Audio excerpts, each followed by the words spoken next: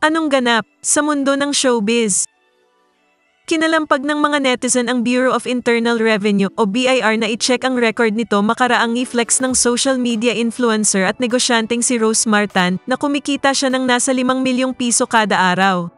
Mainit na pinag-usapan ng mga netizen ang tax liabilities nito lalo pat inanunsyo ng BIR na hahabulin nito ang mga social media personalities na dinidedma ang kanilang request para sa impormasyon ng kanilang mga kita. Sa viral interview ng actress-host na si Tony Gonzaga kay Rosemar, binahagi nito na may daily income siya na 5 million pesos at sinabi pa niya na mahina pa raw iyon na kanyang kita. Ang pinakamalakas aniya ay pumapalo ito sa 13 million pesos. Kumikita ka daw ng 5M a day. May ganon? Yun po yung medyo mahina na ako nun. Mahina yung 5M a day. Magkano yung pinakamalakas? May time po na kasagsagan ng sobrang lakas po. Pumapalo po minsan ng 13, ganun, 10 to 13 up. Pero kasama po din yung puhunan.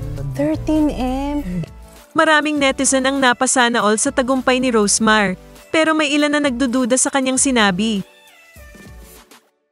Kung nagustuhan mo ang content na ito, huwag kalimutang mag-subscribe at i-click ang share, like, at mag-comment ng inyong opinyon.